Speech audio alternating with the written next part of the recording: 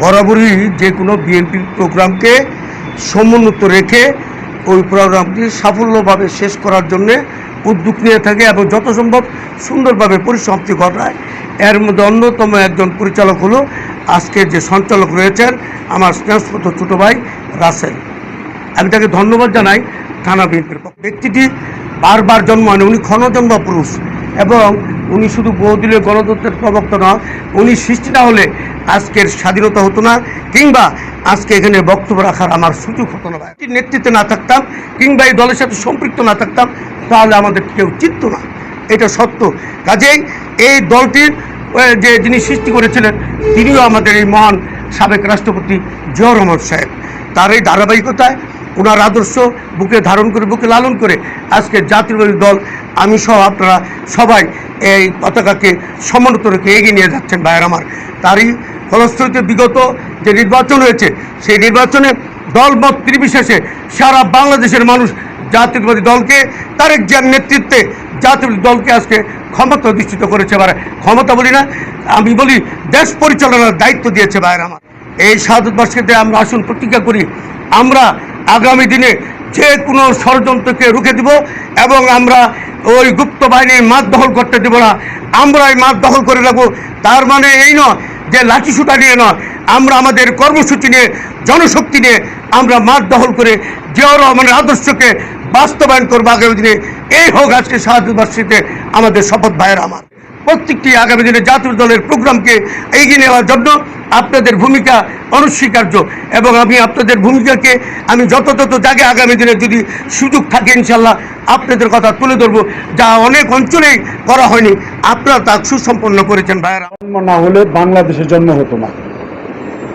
এটা বলার পিছনে যে কারণটা সেটা হলো 1971 সালে যখন পাক হানাদার বাহিনী বাংলাদেশের নিরস্ত্র মানুষের উপর ঝাঁপিয়ে পড়েছিল, তারা মানুষকে নির্বিচারে হত্যা করা শুরু করেছিল। তখনকার সময়ে বাংলাদেশের নেতৃত্ব দানকারী আওয়ামী লীগ যে সংগঠনটা আছে, বরাবরই যারা ফ্যাসিস্ট আচরণ করে আসছে বাংলাদেশের মানুষের সাথে, সেই আওয়ামী লীগ সংগঠন নেতৃত্ব সময়কালীন সময়ে তাদের সমস্ত নেতাকর্মীরা পালিয়ে গিয়েছিল এবং শেখ মুজিবুর রহমানকে 25শে মার্চ সেই রাত্রে অ্যারেস্ট করে পাকিস্তানের কাছে উনি স্বেচ্ছায় বন্দী হয়ে পাকিস্তানের কারাগারে অন্তরীণ হয়েছিলেন। এমন অবস্থায় মানুষ যখন দিক বিদিক ছুটাছুটি করছেন, তখন একজন সাধারণ সৈনিক মেজর জিয়া উনি ক্যান্টনমেন্ট থেকে বের হয়ে কালুরঘাট বেতার কেন্দ্রে গিয়ে উনি ঘোষণা দিলেন, স্বাধীনতার ঘোষণা দিলেন। উনি বললেন স্বাধীনতার যুদ্ধ করার জন্য সকলকেই মাঠে নামার জন্য। শুধু উনি ঘোষণা দিয়ে থেমে থাকলেন না, উনি নিজের হাতে অস্ত্র নিয়ে মানুষের সাথে, সাধারণ মানুষের সাথে কাঁধ মিলিয়ে উনি 9 মাস রণাঙ্গনে যুদ্ধ করেছিলেন।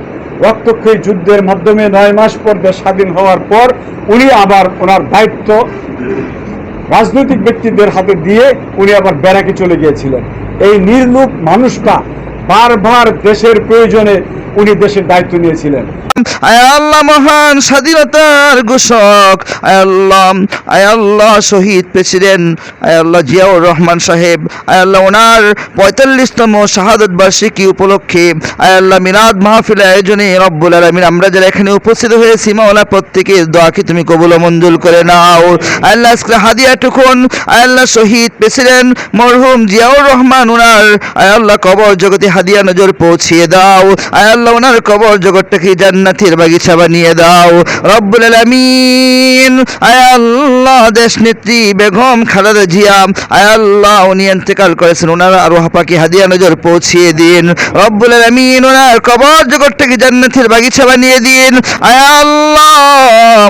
আল্লাহ বর্তমানে যিনি আয় আল্লাহ দেশের ক্ষমতায় আয় আল্লাহ যিনি এসেছেন আয় আল্লাহ জিয়াও আয় আল্লাহ তারেক রহমান সাহেব আয় আল্লাহ ওনাকে আয় আল্লাহ আপনি সুস্বাস্থ্য নসিব করুন। আল্লাহ দেশ পরিচালনায় রব্বুল আলামিন আপনি তাকে সাহায্য করুন। আল্লাহ দেশকে যেন আল্লাহ সুন্দরভাবে দেশটা পরিচালনা করতে পারে রব্বুল আলামিন আপনি তাকে তৌফিক নসিব করুন।